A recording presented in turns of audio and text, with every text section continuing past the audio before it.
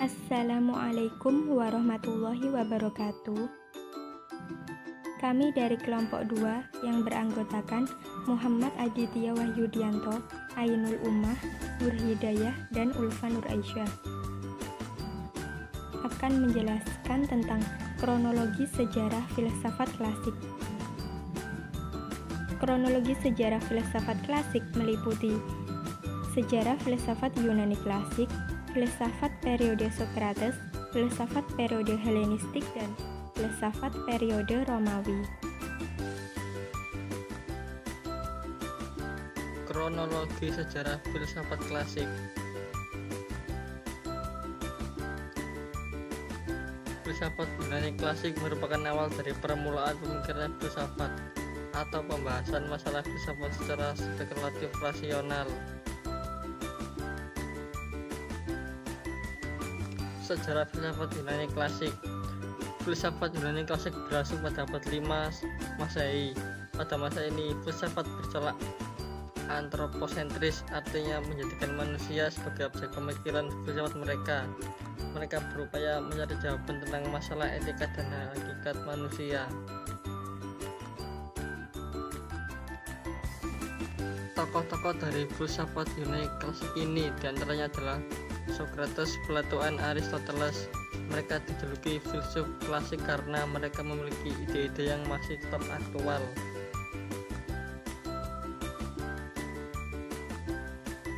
Periode Yunani klasik ini dipandang sebagai zaman keemasan filsafat karena pada periode inilah di mana orang-orang memiliki kebebasan untuk mengungkapkan ide-ide atau pendapatnya. Pada periode Yunani klasik ini, perkembangan filsafat menunjukkan kepesatan, yaitu ditandanya dengan semakin besarnya minat orang. Aliran yang mengawali periode Yunani klasik ini adalah sofisme. Penamaan aliran sofisme ini berasal dari kata sophos yang artinya cerdik, pandai. Keberadaan sofisme ini dengan keahliannya dalam bidang-bidang bahasa, politik, retorika, dan terutama tentang kosmos dan kehidupan manusia di masyarakat, sehingga keberadaan sofisme ini dapat membawa perubahan budaya dan peradaban Athena. Perbedaan pemikiran filsuf Yunani kuno dan Yunani klasik. Yunani kuno. Filsafat Yunani kuno pada akhirnya memunculkan sebuah peradaban Mesopotamia. Filsafat ini lahir di Irak, kemudian lambat laun filsafat ini menyebar lebih luas lagi di daerah Alexandria. Orang pada zaman Yunani kuno sangat menyukai mitos dan dongeng-dongeng, sehingga masyarakat dunia menganggap filsafat lahir dari Yunani. B. Yunani klasik. Berbeda dengan filsafat Yunani kuno, tokoh-tokoh filsafat Yunani klasik lebih senang menggunakan akal mereka untuk meneliti tentang manusia. Antroposentris. Salah satu tokohnya yang terkenal adalah Sokrates. Sayangnya Sokrates tidak meninggalkan jejak tulisan satupun, sehingga yang mendokumentasikan riwayat hidupnya adalah Plato, muridnya.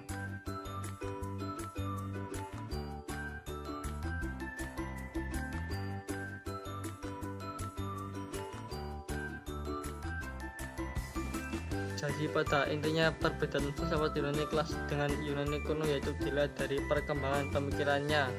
Jika filsafat Yunani kuno masih sangat menyukai mitos dan dongeng-dongeng, sedangkan Yunani klasik lebih senang menggunakan akal mereka untuk meneliti tentang manusia.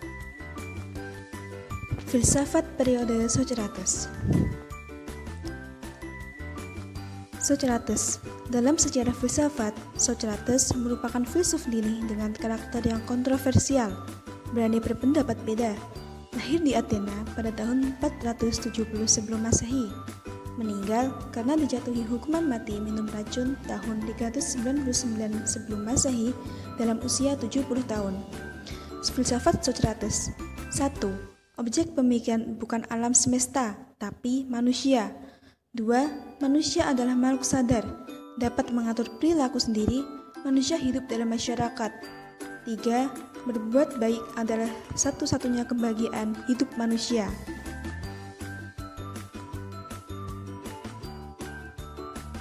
Cara menyampaikan pemikirannya pada para pemuda menggunakan metode tanya jawab. Sebab itu, dia memperoleh simpati dari para pemuda di negerinya. Namun, ia pun juga kurang disenangi oleh banyak orang dengan menuduh ia dengan banyak merusak moral para pemuda negerinya. Selain itu, ia juga dituduh menolak dewa-dewa atau tuhan-tuhan yang diakui di negerinya. Adapun falsafah pemikiran Socrates, diantaranya ia mengatakan adanya kebenaran objektif. Dalam membenarkan yang objektif, ia menggunakan metode tertentu yang dikenal dengan metode dialektika, yang berarti bercakap-cakap atau berdialog. Tujuan dari metode itu adalah mengajarkan setiap orang untuk mencari kebenaran. Sikapnya itu merupakan reaksi terhadap ajaran sofisme yang merajalela pada waktu itu. Dari metode dialektikanya, dia menemukan dua metode. Satu, metode induksi. Dua, metode definisi. Metode induksi manakala pemikiran bertolak dari pengetahuan yang khusus lalu menyimpulkan dengan pengertian yang umum. Dua, suatu definisi dibuat dengan menyebutkan semua ciri esensi suatu objek dengan mengisikan semua ciri eksistensinya.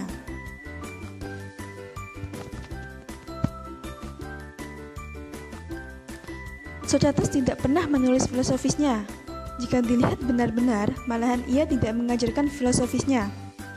Bagi dia, filosofisnya bukan isi, bukan hasil, bukan ajaran yang berdasarkan dogma, melainkan fungsi yang hidup.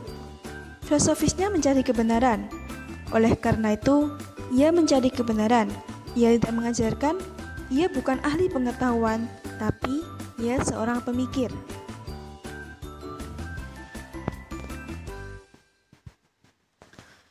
Karakteristik Socrates.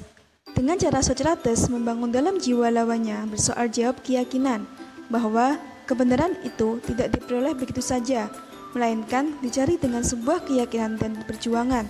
Dengan cara mencari kebenaran seperti itu, terlaksana juga tujuan yang lain, yaitu membentuk karakter. Yang menarik dari karakteristik Socrates itu adalah kemampuannya membahas ide-ide dan keyakinan dengan segala lapisan masyarakat dengan segala macam profesi.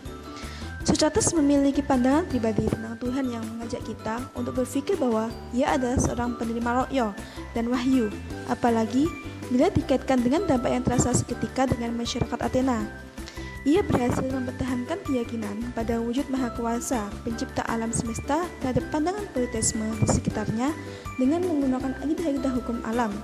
Ia menolak pluralitas yang berkembang dalam agama bangsa Yunani yang tercantum dalam mitologi mereka.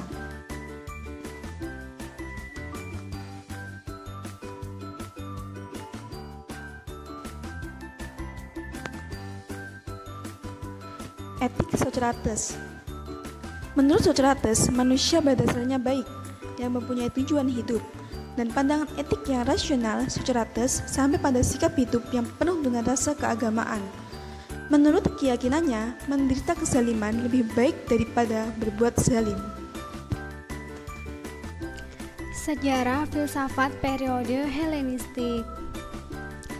Helenisme ini adalah nama untuk kebudayaan, cita-cita, dan cara hidup orang Yunani yang terdapat di Athena di zaman Perikles. Helenisme pada abad ke-4 SM diganti oleh kebudayaan Yunani atau setiap usaha yang menghidupkan kembali cita-cita Yunani zaman modern.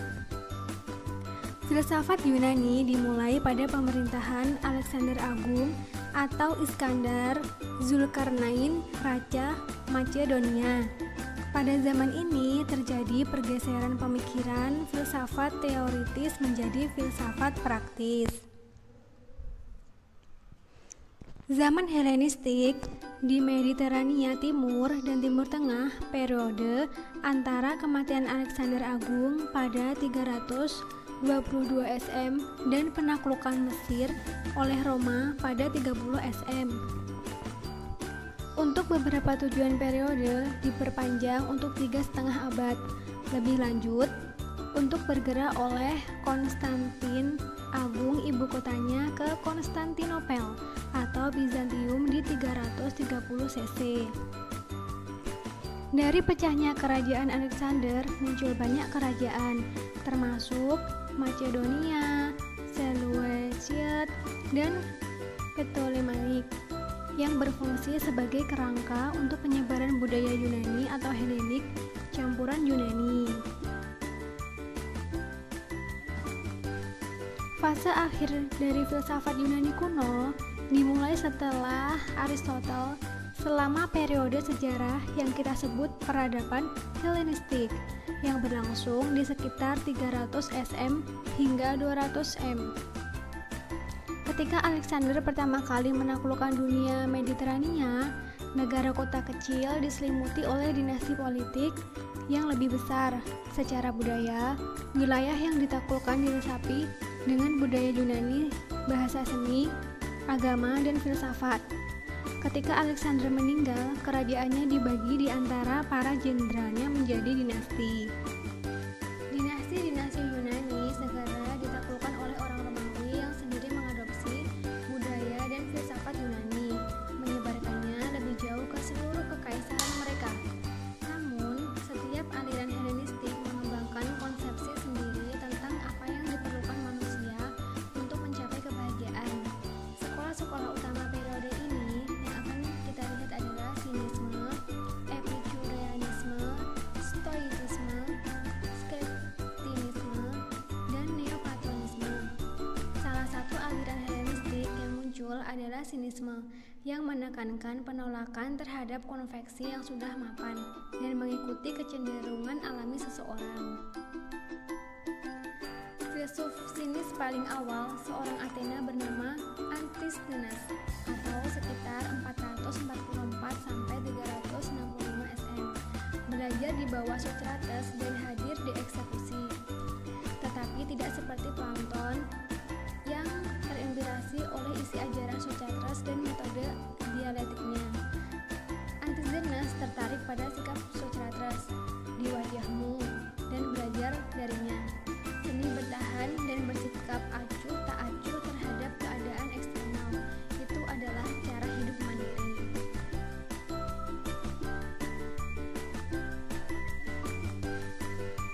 Platon pernah berbicara buruk tentangnya dan Antisthenes menjawab, merupakan hak istimewa yang besar untuk melakukannya dengan baik dan menjadi sakit untuk dibicarakan.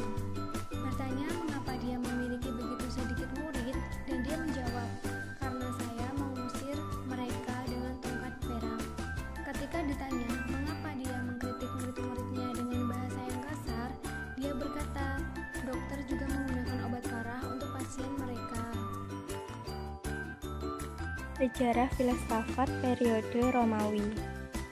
Orang Romawi telah mempelajari filsafat sejak sekitar 200 sebelum Masehi.